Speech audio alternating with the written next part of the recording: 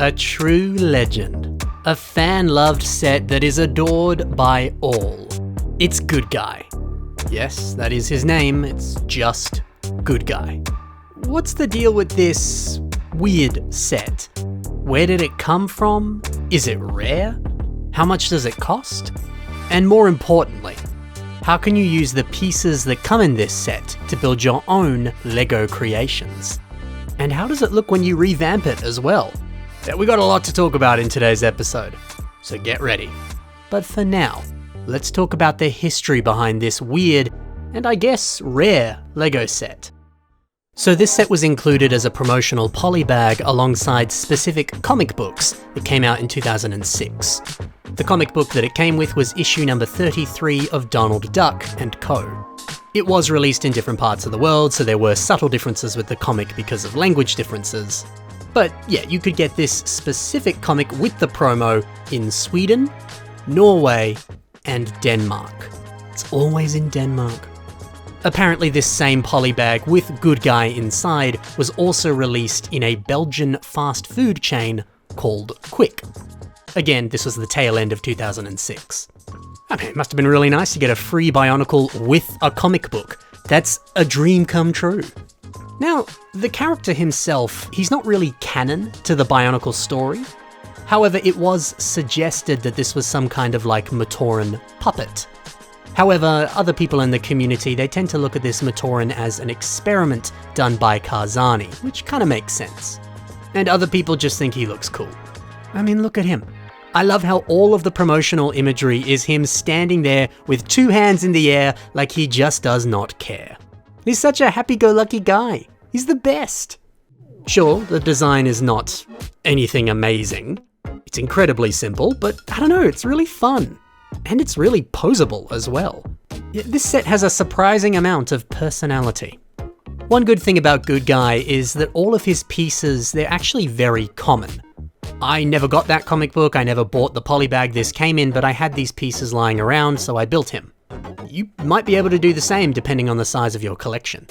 But if you want to buy one right now on Bricklink, they sell for about $13 used, that's in Australian dollary-doos. In American dollars, that's like $8. Pretty cheap. However, if you want to get this sealed in the polybag, that's a different story. There's 5 for sale right now on Bricklink. Each one is between 50 to 70 Australian dollars, or about like 50 USD. It's amazing how much the packaging can affect the value of a set. Now, something else that's interesting about this set. Looking at the polybag itself, as well as all the other promotional imagery for this guy, it showcases him with this weapon piece. It's the same one that originally came on the Rakshi staff that you see on this very set. But when you actually build the set, the instructions showcase it with this flame piece instead. And this is the part that actually comes inside the polybag. I wonder why that error occurred.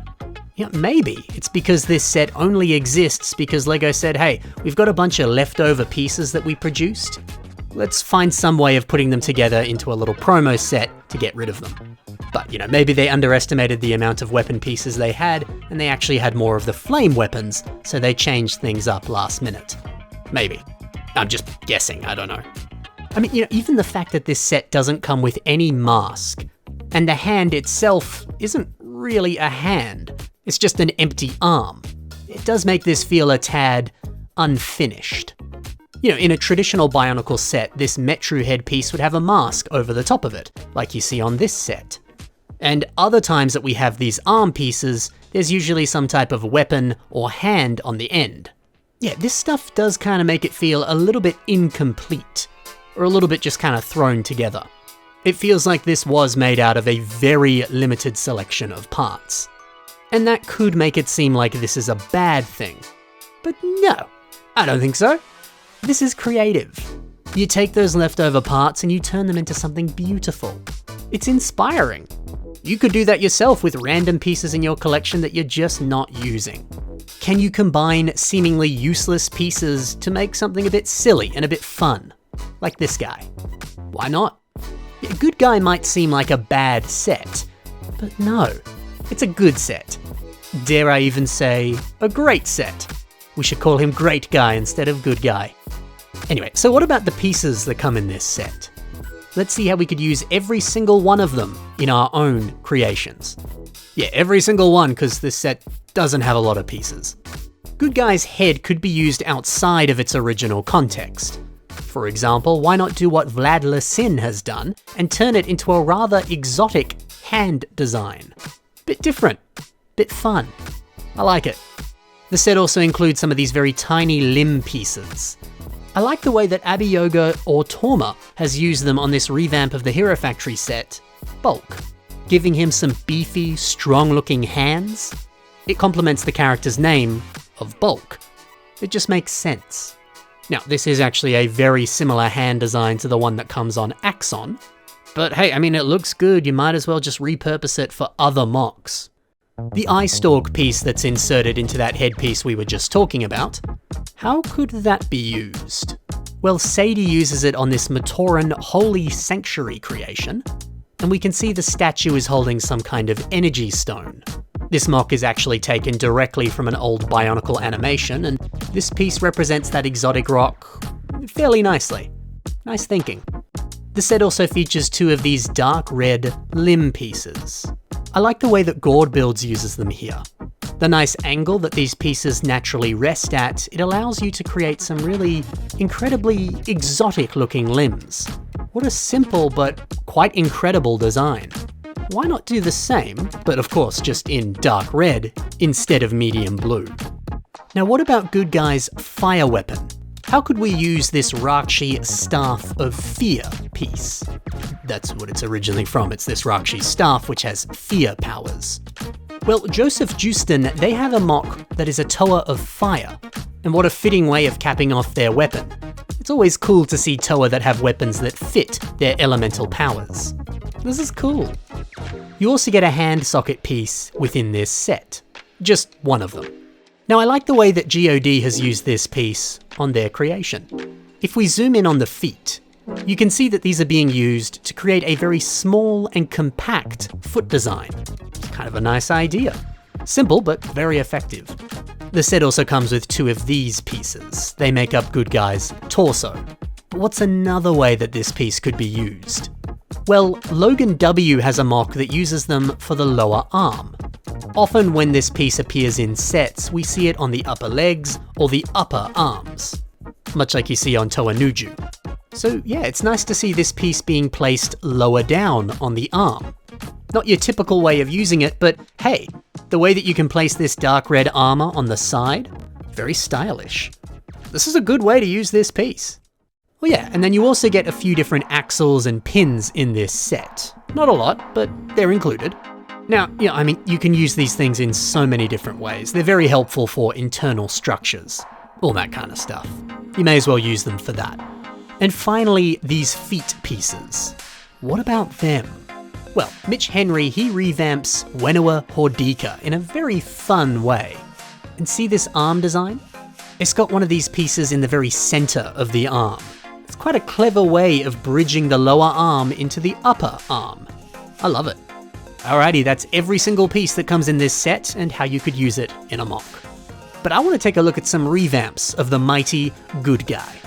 Cody Avery kicks us off with a very nice revamp of the set. I like that this one is keeping the same aesthetic, as well as a very similar overall composition. Nothing's being changed too much. But the key difference is there's a lot more detail in each area of the build. Things are a lot more fancy, the techniques are a lot better. You know, like for example, this new weapon. Although I guess this is actually a little bit of a departure from the original one, but it's a nice change. It's using Pahatu G2's boomerang weapons and converting them into some kind of pincer or clamp. That's amazing. You don't see that piece being used all that often, but it's a good piece. And actually using that same silver armor piece that also comes on Pahatu G2, we can see it on his knees, that is on the torso of this mock as well. That looks really good. See, it's amazing how a more detailed overall design can really enhance a character and a concept. I love how this looks. But this next mock is kind of like the ultimate version of Good Guy. This is Good Spirit Robot, a giant version of the set that was built by Motoroid X Productions. look at how the builder has blown up the pieces to be these massive versions of the original. Smart idea to use some system slope pieces to recreate the angles on the feet. And they've also perfectly captured the same look and feel of the headpiece. Honestly man, this rocks. There's just something so impressive about taking a small set and then redesigning it to be huge and incredibly tall. That's a neat idea, and maybe you could do that yourself. Take an existing Bionicle set that's small and doesn't use too many pieces, and rebuild them to be a frickin' kaiju. That's cool, isn't it? There you go, man. That's the amazing and surprisingly charming set, Good Guy. And heck, I haven't even talked about the other Good Guy sets. He's not the only one. Or I haven't even mentioned Bad Guy. But we'll have to save those for another video. So stay tuned.